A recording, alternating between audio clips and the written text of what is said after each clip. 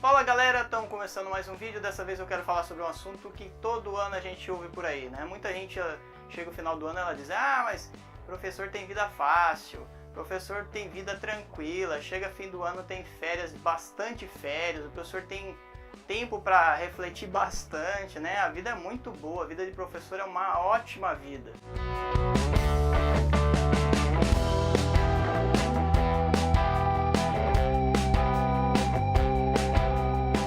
Alguém olha e fala: nossa professor, como você tem uma vida boa, né? Por isso eu resolvi fazer um vídeo para explicar algumas coisas para vocês e desmistificar, acabar com algumas lendas que a gente tem sobre a vida do professor como uma vida muito boa e etc. Uma das coisas que a gente ouve por aí é que o professor ganha bem, o professor tem um salário bom, né? Como se isso fosse uma coisa muito verdadeira. A questão é, se o professor tivesse restrito na sala de aula, se o trabalho do professor fosse restrito na sala de aula, se a gente saísse da sala de aula e não fizesse mais nada, né, fosse para as nossas casas, sentasse para assistir Netflix, para curtir a vida, comer pipoca e tudo mais, seria uma ótima coisa e a gente poderia dizer: não, o salário é realmente o que a gente merece ganhar e pronto. Mas a questão não é bem assim. Todos os professores têm os seus trabalhos para levar para casa, né? Por mais que a gente tente terminar na sala de aula, por mais que a gente tente não levar nada para casa, a gente sempre leva alguma coisa.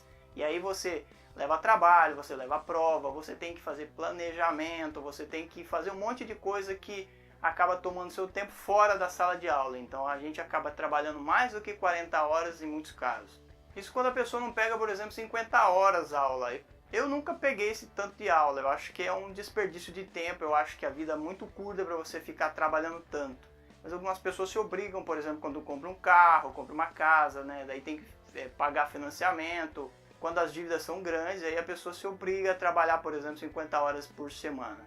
Isso é muito cansativo, porque imagina você multiplicar o tanto de turma que essa pessoa pega pelo tanto de aluno de cada turma e ela tem que corrigir trabalho, prova, fechar nota no bimestre e assim por diante. Então é um trabalho extremamente desgastante. A questão do salário, ela pega muito, porque a gente trabalha muito além do que a gente trabalha na sala de aula. São 45, 50 minutos geralmente as aulas, e quando acaba essa aula você leva para casa um monte de trabalho, sem contar a dor de cabeça que você acaba tendo, que faz você pensar em coisas que você falou na sala de aula, às vezes que um aluno entendeu errado, ou que um pai de repente veio falar para você na escola, e aquilo fica processando na sua cabeça como se fosse uma coisa que tivesse a ver com a sua vida. Às vezes nem tem, mas a gente se preocupa, a gente fica pensando e matutando sobre coisas que não deveria, mas que na prática é uma obrigação, né? Porque você tem que resolver uns problemas para não criar mais problemas dentro da sala de aula. Por exemplo, quando você chama a atenção de um aluno e o aluno depois fica muito revoltado com você, isso é extremamente problemático, porque depois no outro dia ele vai criar um problema para você na sala de aula, aí você tem que ficar pensando como é que você vai resolver com ele aquela questão. Eu, por exemplo, procuro resolver as coisas com os alunos da maneira mais amigável possível, mas nem sempre isso dá para ser feito. Em alguns casos, os alunos eles levam isso muito a sério e acabam criando uma rixa, né? E aí a gente não tem tanto mecanismo de defesa contra essas situações quanto a gente gostaria.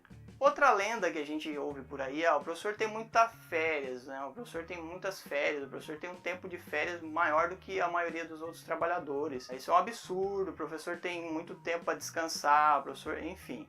Isso é uma lenda, né? Por quê? Porque apesar de não ser todos os professores, em muitos casos os professores terminam seu ano letivo, descansam um pouco, geralmente em dezembro. Em janeiro já tem uma série de preocupações para resolver para as próximas aulas que começam em fevereiro, né? E aí alguns professores, não todos, eles fazem, por exemplo, viagens de estudo, viagens históricas, vão para um lugar histórico para depois ter alguma coisa para interagir com o aluno também, né? Ah, mas aí o professor fica falando só de viagem, ele conta as histórias dele, como se isso a gente quisesse saber. Mas muitos professores fazem isso com o objetivo de agregar conhecimento, de ter alguma coisa para contar e experiências para trocar com os alunos. Em janeiro também muitos professores se preocupam com o planejamento anual, né? Eu sei que não são todos, eu sei que muitos professores desligam em dezembro e só volta quando a aula recomeça. Mas alguns professores começam em janeiro a se preocupar com o planejamento, para deixar alguma coisa preparada, para ver o livro que vai usar no próximo ano, para ver algum material que de repente vai usar no próximo ano e assim por diante. Então, na prática, uma parte dos professores acaba trabalhando em janeiro, em casa, de uma maneira diferente, sem horário para cumprir, mas de alguma forma se preocupando com o que vai vir depois.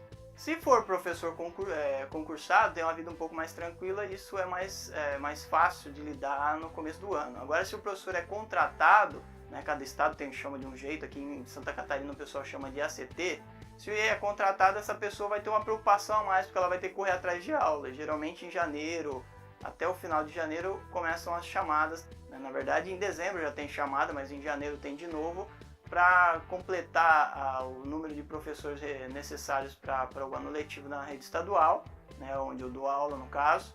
E aí isso acaba tomando o tempo da pessoa também, porque a pessoa tem que ir nessas escolhas de vaga, depois tem que fazer exame médico, depois tem que fazer algumas coisas que são chatas e tomam tempo. A questão também é que tem muita gente que não nasceu para ser professor. Tem muita gente que é o tipo de professor ruim, é um professor que não sabe dar aula, é um professor que não foi feito para a sala de aula.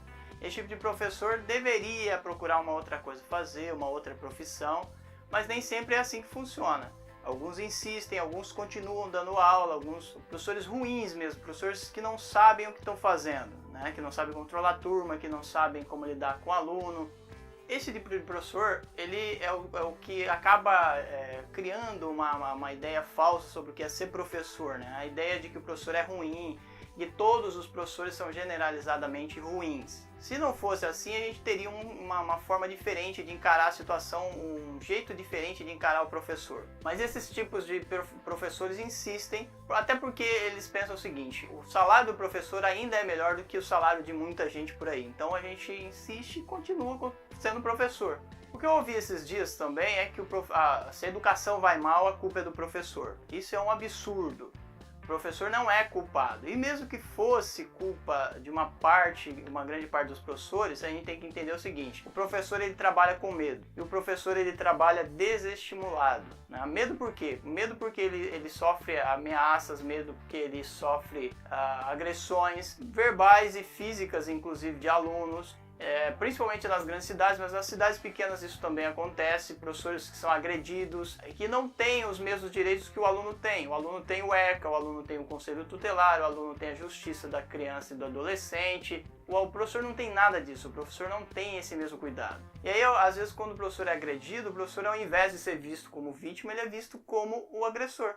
Ou no mínimo como alguém que provocou o aluno e por isso que o aluno reagiu, né? O aluno tem uma vida difícil, o aluno tem uma vida complicada, uma vida cruel.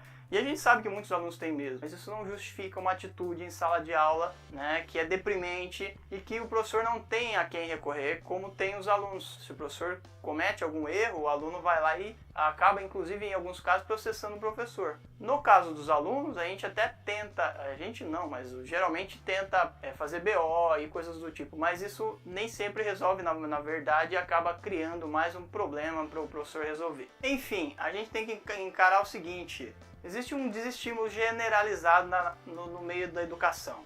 A gente sabe que não tem equipamento adequado, não tem equipamento que estimule os alunos a pensar, como o pessoal diz, mas a sua aula tem que ser diferente, mas nem sempre a gente tem material, a gente não tem equipamento para fazer essa aula diferente. Por exemplo, salas de informática na maior parte do tempo, nas escolas públicas, elas são sucateadas. Tem pouco computador e quando tem, o computador geralmente não funciona ou é lento, né? O aluno já vai com a mentalidade que ele vai gastar tempo, ele vai mexer no celular, ele vai fazer coisas que não tem nada a ver com a aula. Isso cria um problema muito grande. As salas de multiuso, elas geralmente funcionam um pouco melhor, mas é um espaço onde você vai para ver vídeo, vai ver filme, não é um espaço para você criar atividade diferenciada. Isso é muito problemático, porque o professor não tem opções, o professor não tem, por exemplo, recursos. O professor não tem nenhum tipo de recurso para fazer uma aula diferente, como o aluno de escola particular tem esse acesso, essas facilidades que o aluno de escola pública não tem nem de perto.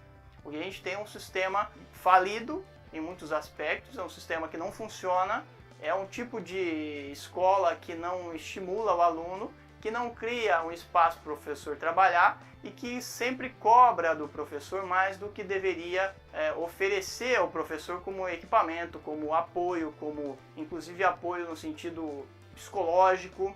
Então a gente tem uma grande dificuldade na educação, a gente tem um número muito grande de professores que sofrem porque são desestimulados, têm medo, não tem o salário que deveria ter. Então a gente tem uma educação que faz com que a gente pense o seguinte: o problema não é o professor, o problema é a educação, é o investimento na educação que não é feito na medida que deveria, porque a educação é vista como gasto e não como um investimento. A educação no Brasil, a não ser nas escolas particulares, ela é vista como um gasto.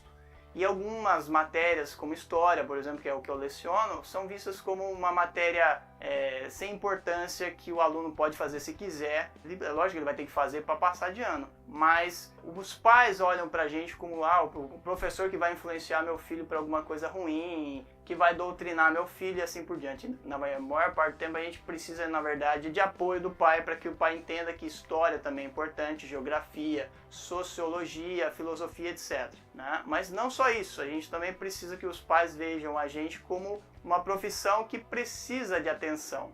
E aí eles vão entender que o professor não tem uma vida tão boa assim. Beleza?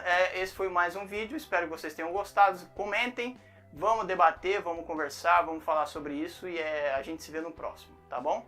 Abraço, tchau!